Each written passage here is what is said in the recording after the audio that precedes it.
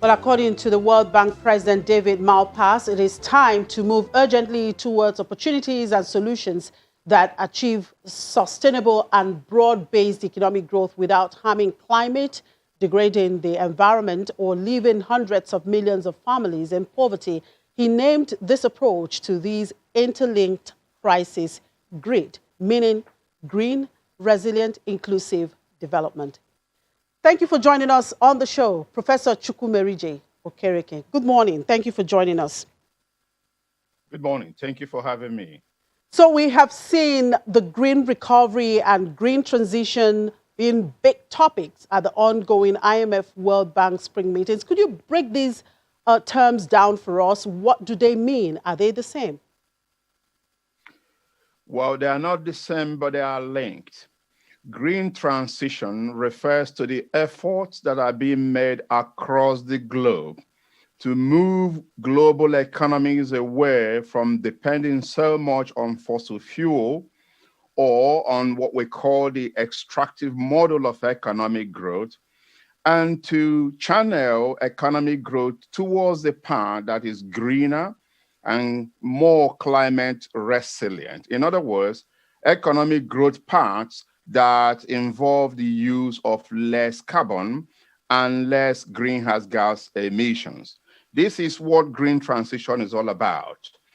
Green recovery is a particular term that has to do with the advocacy that is being made that following COVID-19 pandemic and the huge amount of monies that countries are spending to reboot their economy, green recovery is pressing the case that such recovery efforts must be done in a way that is consistent with green transition. That is, with the effort to tackle global climate change and also tackle issues of structural poverty and inequality. So the two are linked. Green recovery is focusing more on efforts around rebooting economies after COVID, whereas green transition is a much longer term that is referring to the need to ensure that global economies continue to move away generally from fossil fuel to the economic growth paths that are consistent with environmental integrity and efforts to tackle climate change. Well, Professor, how do we relate this? How do we bring it back home to Africa and particularly Nigeria?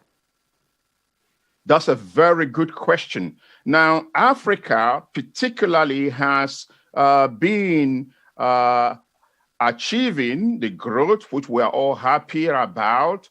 Just before the COVID pandemic hit, Africa was home to 6 out of the 10 fastest growing economies globally. However, we know that a lot of African economic growth has been predicated on extraction of crude natural resources and selling these crude natural resources with little or no value added. And this is not a sustainable economic model for long-term sustainable growth. So for Africa, green transition requires them to begin to think more imaginatively and innovatively about how to add value to their natural resources in order to ensure that we are not just digging up our oil on the ground as much as we can, or diamond or bauxite or any other resources, and selling them, but that we are pursuing growth that is much more resilient and more environmentally friendly. So green transition is very crucial for Africa because the oil will not last forever, but also the whole world is, in any case, moving away from oil and other natural fossil fuel sources of growth. So Africa needed to think about green transition because if they don't, they may not have someone to sell their oil in the next 20 or 30 years. And that will result in catastrophic economic consequences for African countries, especially the oil-dependent ones like Nigeria. Now, how can Nigeria and, of course, other African countries embrace these concepts that we are talking about when the emphasis have been on rebooting economic growth? For instance, here in Nigeria, I mean, we're talking about revenue. the government will say, look, we don't have enough revenue to even do most of the projects we have in the country. So not to talk of channeling it to green or whatever. Exactly.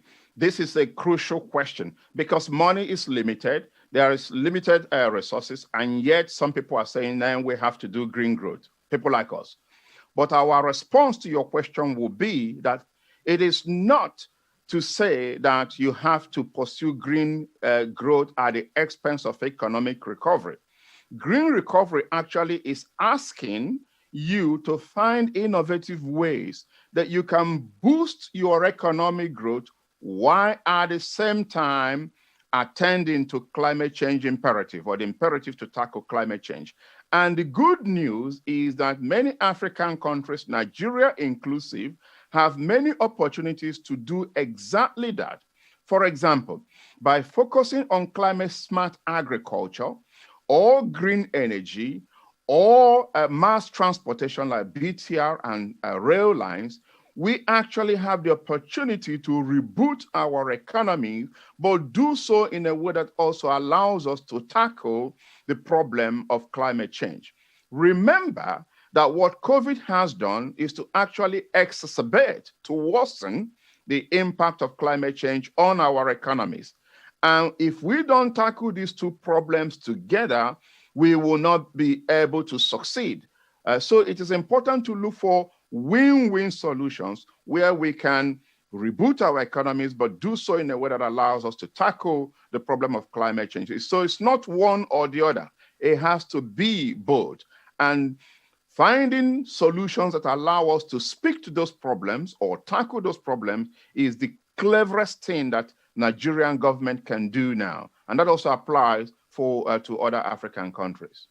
Well, Prof, you talked about green smart agriculture, and you also mentioned environmentally friendly, sustainable economic growth and finding innovative ways to do this. What areas would you suggest that the government prioritizes in gathering some of these things you have talked about into practical terms? Fantastic question. Let me single out 3 key areas that I think are perfect. Number one, we are flaring nearly a gas that is contributing about 50 million metric tons of carbon in the atmosphere. Whereas over 70% of our population do not have access to modern cooking. It seems to me very logical and simple and straightforward that we should be stopping the gas flaring and converting the gas that we are wasting and flaring and contributing to massive climate change as a result to a lot of useful means and uses, such as automotive and cooking, but also empowering our industry. This is one critical example of where we can put our effort to reduce our impact on climate change, on global warming, and also boost our economic growth. I spoke about climate smart agriculture. Take, for example, agroecology.